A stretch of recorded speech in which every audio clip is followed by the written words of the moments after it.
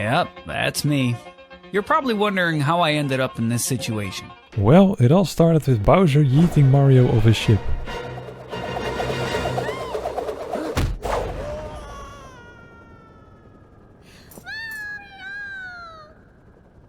Mario lands in the Cap Kingdom, no Cap, and Cappy wants to be Mario's Cap. And in this kingdom Mario also learns that with Cappy he can turn into other creatures. After easily defeating the first mini-boss, Mario sets off to the Cascade Kingdom in his quest to stop Bowser from marrying Peach.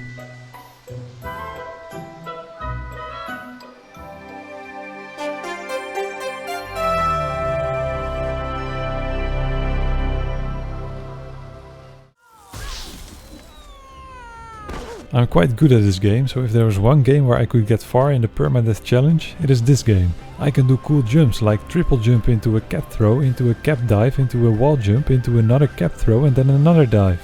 But I'm nowhere near the level of speedrunners. On his quest to save Peach, Mario needs to collect moons to power his Odyssey and move to the next kingdom. In the Cascade Kingdom you only need to beat the boss on top of the mountain to get enough moons, which for me went smoothly. Then it was time for a much bigger kingdom, the Sand Kingdom. Here Mario had his first outfit change, and following the collection of some easy moons,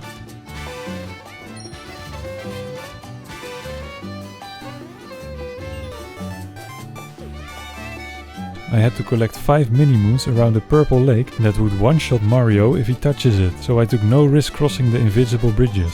But when I got all the mini-moons, this happened.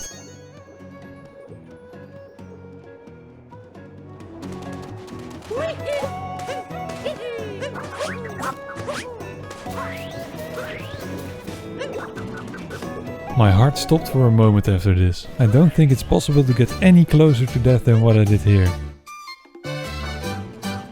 Let's just say I didn't roll anymore playing this game. After taking no more risks collecting other moons, Mario traveled to the Lake Kingdom, which was a calming experience I needed after the near-death experience.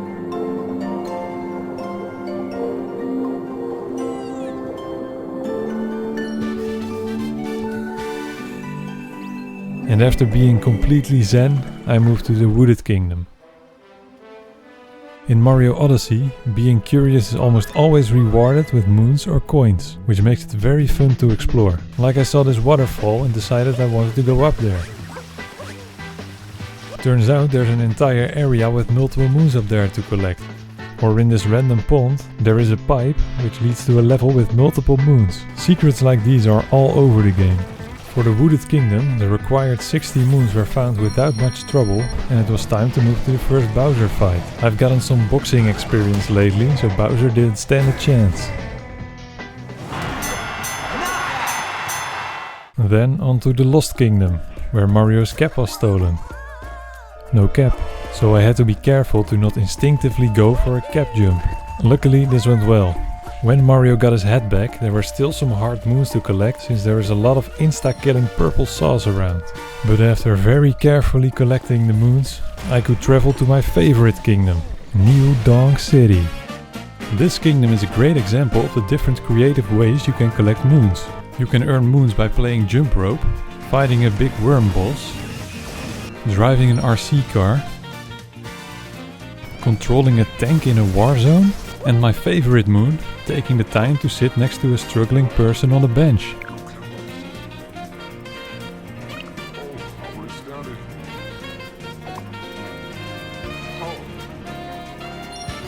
Next to many more other cool moons, this kingdom also ends with the most fun level of the entire game.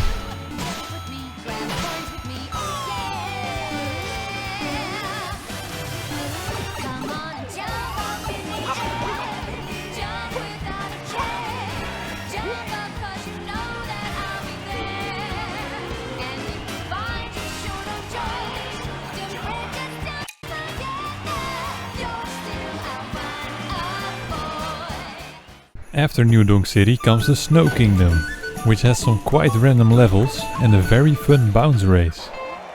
And it's lights out and away we go!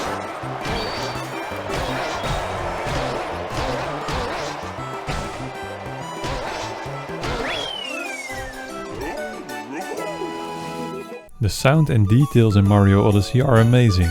The music always perfectly captures the atmosphere of the kingdom, and every small movement or interaction has its own satisfying sound effect, just like the sound effect I heard when I collected my final moon in the Snow Kingdom. On to the Seaside Kingdom, which is definitely one of the kingdoms.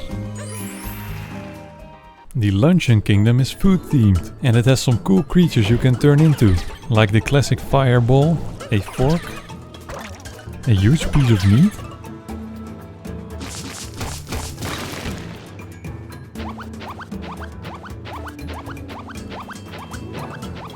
and the bouncing Koopa that throws frying pans. You can use the Koopa to do some cool jumps.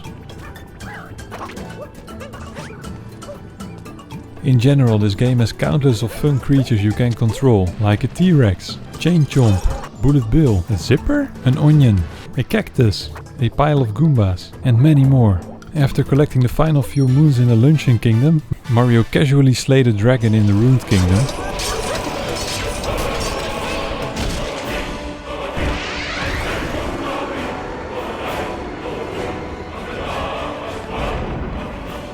and then moved on to the second to last kingdom, Bowser's Kingdom. Here I almost jumped off the map using this hard to control bird. In contrary to that, the mini boss fights and big boss fight went surprisingly well.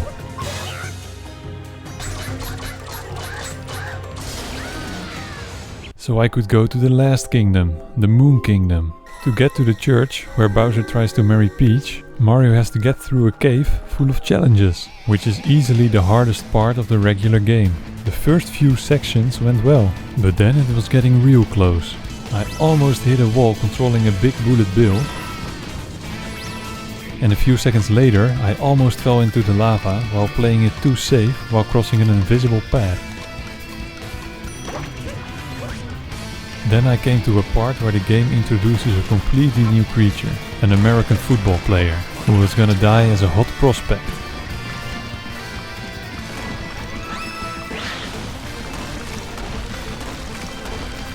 But I wasn't gonna die with him. I didn't get this far to die just 15 minutes before the end of the game. I was gonna make it, so the second try I remained calm. The next boss fight was no challenge as well. And after crashing Bowser's wedding,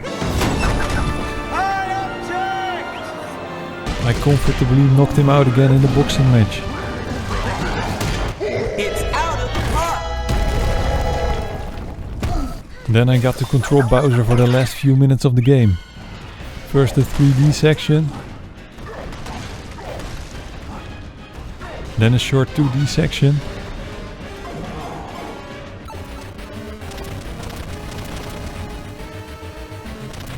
and afterwards one more 3D section.